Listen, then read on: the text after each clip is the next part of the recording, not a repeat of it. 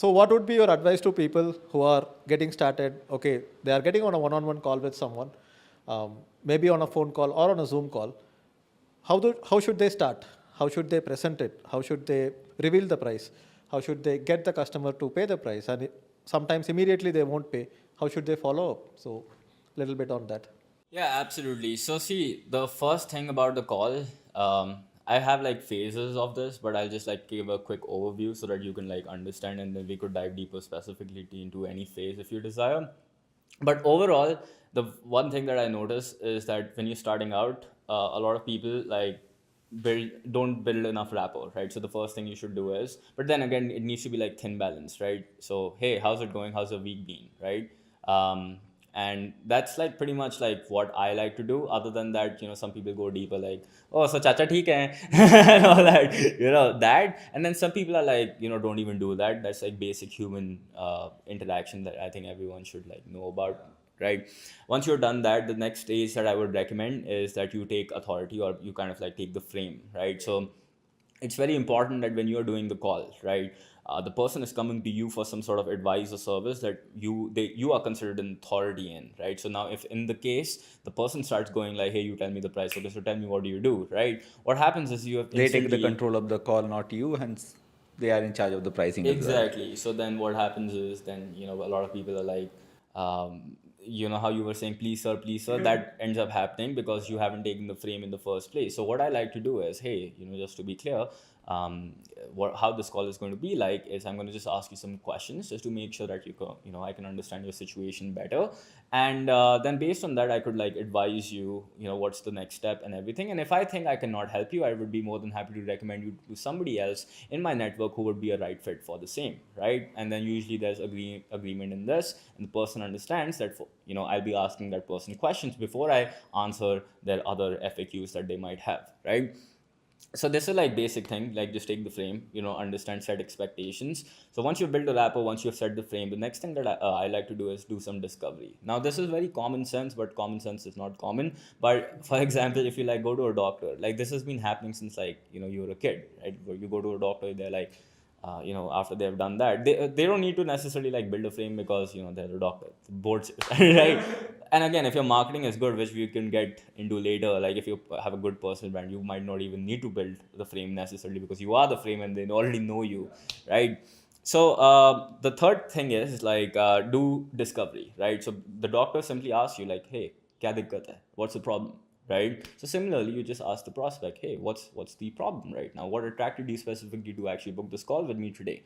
And then the person would tell you about the whole thing. And then what most people do is like, they're like, okay, now move next. So here's my pitch, right? So but the point is that this is where a lot of people mess up. Like they do not go deep. Okay, they usually go like wide. They're trying to like, for example, if somebody is selling like, let's say, marketing services, right? They would just like start asking like, oh, so what's your cost per lead? And then they would ask some random question like, what's your SEO ranking or whatever, right? So it I won't mean, make then any. again, I think the intention matters a lot. Because if you are going there to sell, I mean, your job is to sell, but if you just want to sell, then you will not sell because your job is actually to understand whether you are the right fit or not. Yeah, and you That's the can't first do job. that if you would like, not ask the relevant questions and try to understand them on a deeper level. So the analogy that I like to use is, imagine like you're in a cricket field, right? There's like a wicket in front of you. A lot of people would, throw white balls again and again, again and again. You just have to aim for the wicket, try to understand what's the problem, right? And then, why specifically is that a problem, right? Um, and what have you tried to do in order to go about fixing this particular How long problem? has it been How going? long has it been that you've been suffering from this problem? It's just basic questions just to understand some context, and then you could go deeper into, okay, tell me more about this, right? Like how the doctors like, when you're sitting in the clinic, if I touch here, does it hurt? If I touch here, does it hurt? And they're like, oh yeah, it pains over here. Or tell me more about that. So it's basically what you're doing for any kind of field, whether you're a marketer or whatever, coach, consultant. You could ask about, okay, what, tell me deeper about that particular issue. And then the next thing is, you need to know, in the discovery phase itself, like what have you tried to do in order to go about solving that particular problem. Because one thing that most people are stuck is because they know that they have a problem, or most people are actually not even aware that they have a problem.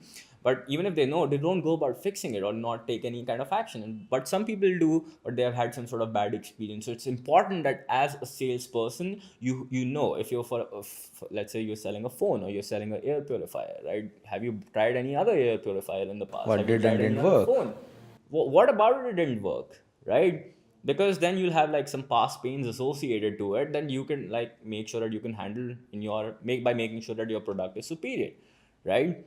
So knowing that is very, very important. And then in the discovery phase, we also like to know something called as the consequence of not being able to solve that particular issue. So this means that, hey, if you continue to operate with this, or if you continue to not take any action on this, or you continue with this particular problem, what should be the consequence in the next 6 months, 12 months, to your business, to your life, to your health, relationships, or whatever. So this is like kind of a whole gist of like the discovery part. And then in the discovery part, the main thing that you need to know is that they have a problem and they are stuck in a particular place. Right now, if it's health, you're doing like weight loss coaching, you know that okay, they are stuck at this weight, like let's say 130 kgs or whatever. You have a metric it's associated to it. If they are like, let's say, a relationship, right? You have like, these are the number of times I've fight with my partner, or these are the number of times we have disagreements, right?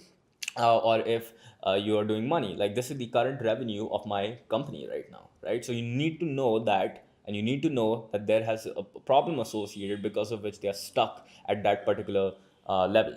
Plus, I would see the problem in two ways.